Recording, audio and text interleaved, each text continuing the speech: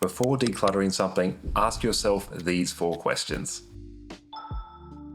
Decluttering can be difficult. There can be strong emotions of shame, guilt, grief, and sadness attached to the things we no longer really want. Shame over the money we spent on something just collecting dust, guilt over impulse purchases that turned out to be wasted on us, grief and sadness over piles of clothes left from those no longer with us. Sometimes holding on to things, especially when they don't make us feel good, holds us back from moving forward. It's difficult to let go of those kinds of things. Trust me, I know. But the clutter has a way of piling up, and we can hold so tightly onto things until our surroundings become unrecognizable. There's a freedom in letting go, in decluttering, especially the things that you know you truly don't love, need, or use. So here's 4 questions we found help when we're decluttering. We hope they help you too. How does this item make me feel? Speaking out loud the emotions you're feeling as you hold the thing in your hands is a powerful way to filter through exactly what it is you're feeling. There can be a tangle of emotions when it comes to certain things you can't seem to let go of. Are you feeling sad, anxious, angry? When we name what we're feeling, we focus in on the very fact that we're having a thought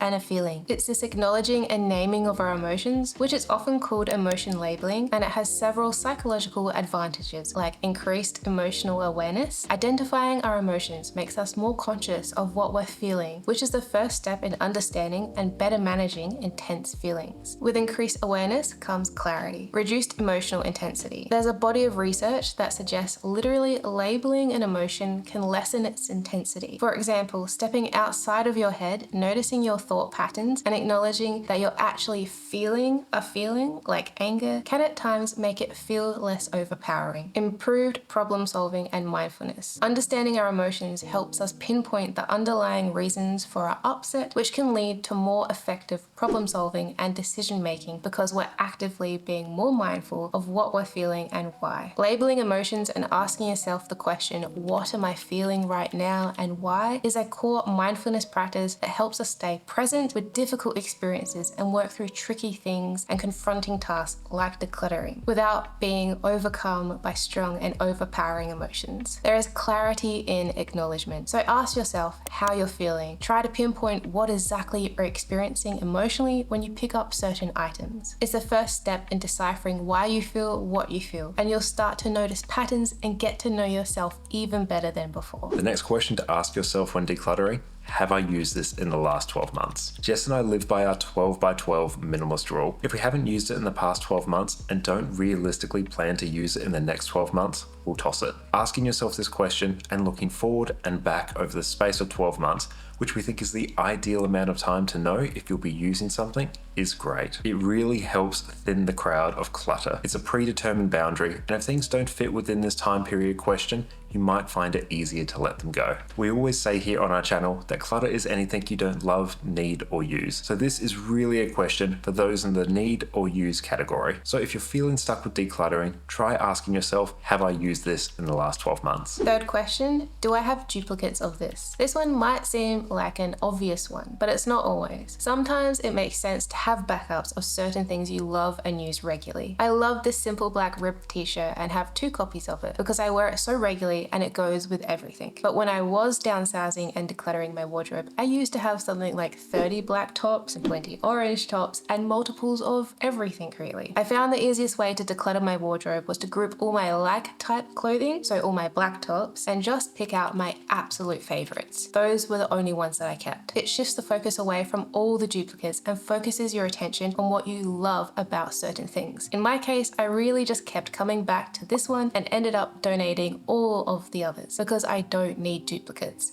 They were just cluttering up my wardrobe and weren't my favorites. Asking yourself this question is always helpful when you're trying to decide between your favorites or favorites to keep. So when you're next decluttering, ask yourself the question, do I already have duplicates of this? You'll find it easier to get to the heart of what you actually love about your top tier favorite and distill from there. You'll be able to better differentiate the necessary from the unnecessary. The I guess I like it from the loves. We don't need duplicates of everything. Life gets simpler when we just keep our favorites. The last decluttering question to ask yourself Is the cost of keeping this greater than the value of keeping this? This is perhaps the most important question. And if you're only going to remember one question from this video today, let it be this one. Is the cost of keeping it greater than the value of keeping it? If the answer is yes, it's time to let it go. In other words, if the cost of holding onto something is greater than the value you feel in life from keeping it, it's time to part ways and either sell, donate, re-gift, or throw it out. It's a handy little equation we've put throughout our decluttering room by room guide. If the cost is greater than the value, let it go. It's just simply not worth it. The equation speaks for itself, and I find it incredibly helpful to go back to time and time again to this question. Is the cost greater than the value I get from it? When it comes to cost, there are so many subtle and not so subtle costs of hoarding things, and we categorize them into 5 core costs of clutter. There's the emotional cost, which is keeping things with emotional weight, often with sentimental or painful memories attached, at the expense of your own happiness. The financial cost is the tangible dollar amount required to buy more storage space, or the monetary cost of continuing to accumulate more things. On the flip side, it's also the money not gained from selling certain items. The physical cost includes considerations like the diminishing space to store items and the eventual encroachment on valuable, clutter-free open space to move, play, or walk safely. There's the mental cost, which can include things like the toll of clutter unrest, which has a very real and studied impact on your mental health, with feelings of unease and stress at being surrounded by too many things. Lastly, we have the time cost, which relates to the time spent on cleaning, tidying, organizing, or maintaining items, or even the time wasted searching for specific things. We all weigh clutter costs differently, and you'll know what cost weighs on you the heaviest when it comes to holding on to a certain physical thing. It might be the time cost of dusting that thingamabob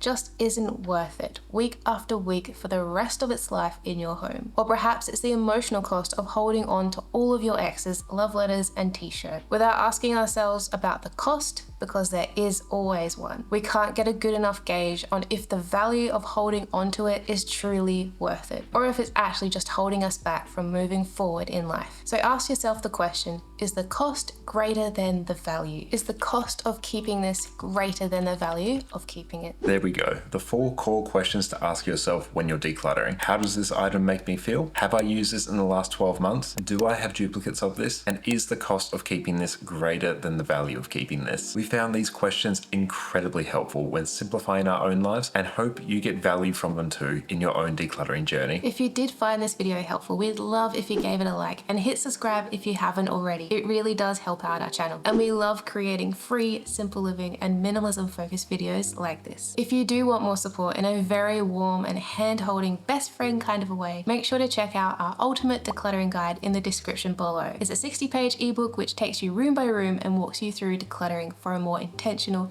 simplified life. I poured my heart into it, and I hope you love it as much as I do. It's the kind of resource I wish I had to help guide me through the worst of my shopaholic and chaotically cluttered days. It's an instant digital download, and the link's below if you're interested. We're wishing you all the very best of luck with your decluttering, and we'll see you in the next one. Bye!